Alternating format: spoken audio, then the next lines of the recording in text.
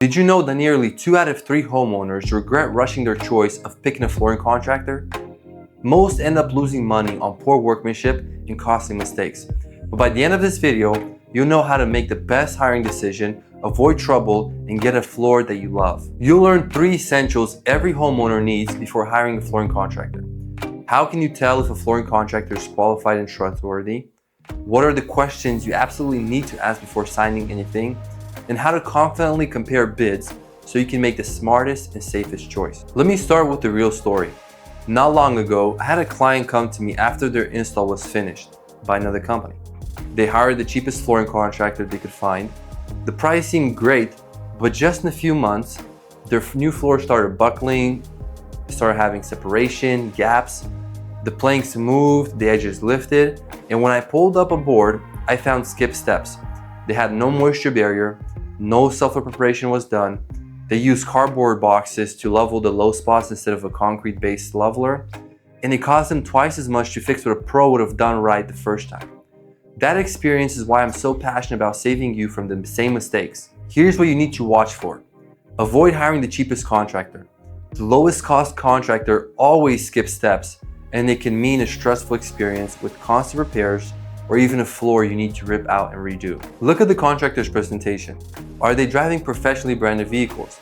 Do they wear branded workwear? This shows pride and professionalism. Is communication clear? Do they respond quickly? Do they provide written contracts with all the details? These things separate the true pros from everyone else. Always check if they're licensed and insured.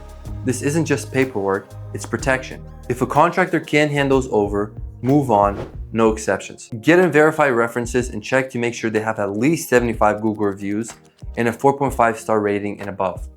Ask for pictures of recent jobs and actual examples of the work. Photos help, but nothing beats a genuine Google review. Compare written estimates from at least 2 contractors. Look for detailed breakdowns of the work and materials they will provide, not just a one-line quote. Watch for vague or missing details or bids that come in way lower than the rest. Hidden fees can show up and low bids can signal cut corners. Make sure your contractor specializes in the flooring that you want.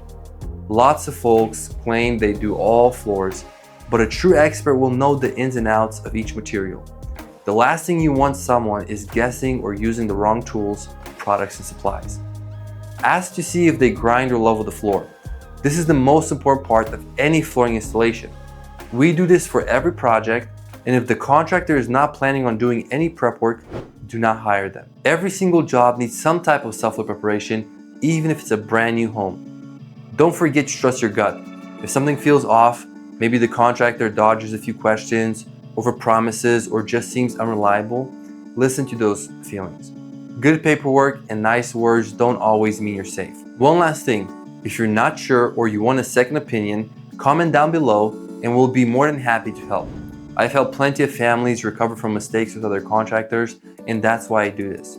So when you're ready for a floor that lasts, follow these steps to make sure your flooring contractor truly earns your trust. Quick note, the one thing you'll still need after choosing a great contractor is picking the right flooring for your home. That's a whole topic in itself. If you want help there, go watch my video, What's the Best Flooring for Your Home? It's packed with tips on finding the best flooring materials for your space so you can feel confident with every step.